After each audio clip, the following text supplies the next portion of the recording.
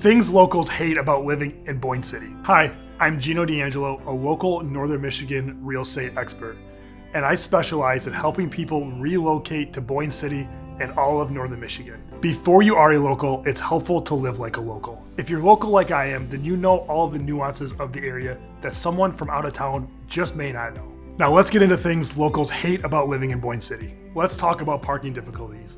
Now in the winter, fall, or spring, parking difficulties aren't really a challenge.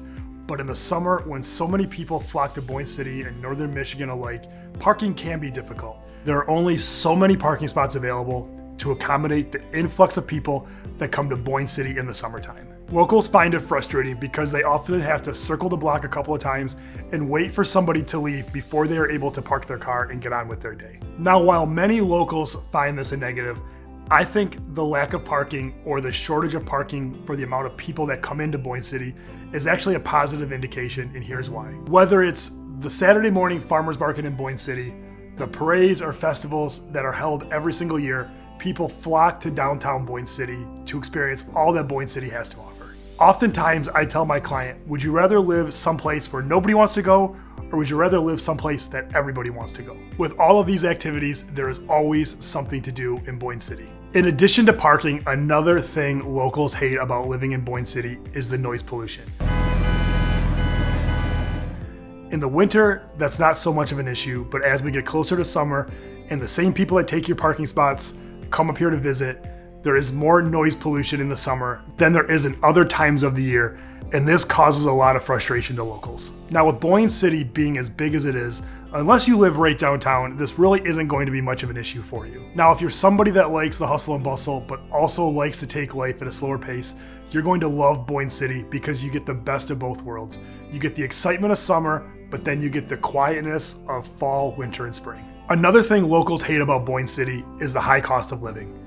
With so many people, again, flocking to Boyne City, it is causing the demand for housing to go up, which is also causing the prices of homes to go up as well. With that being said, while Boyne City is still expensive for Northern Michigan, in comparison to places around the country, it is still a bargain, considering the amenities and the lifestyle you get from living in Boyne City. Also, something people don't realize is even with Boyne City's increasing home values, it is still much more affordable than neighboring Petoskey. Another common complaint I hear from locals is the lack of job opportunities. One downside of living in a small rural resort town is there's not going to be a lot of year-round jobs. Now, Boyne City does have more factories and higher paying jobs than some other areas around it, but it still doesn't have a ton of employment opportunities. Now, if you're somebody that can work from home, or maybe you've recently retired, this isn't going to be an issue for you and you're going to love living in Boyne City. Also, if you work from home, as many people do, Boyne City has great high-speed wireless internet across the entire county. Also, Boyne City is known as a manufacturing hub in Northern Michigan with Lexmark, Honeywell, and the brand new factory for Daifuku that opened last year, offering an increasing amount of job opportunities for locals and relocating residents. In recent years, Boyne City has been dealing with invasive species like zebra mussels and Eurasian water milfoil, which is a submerged aquatic species of plant that can grow up to 33 feet.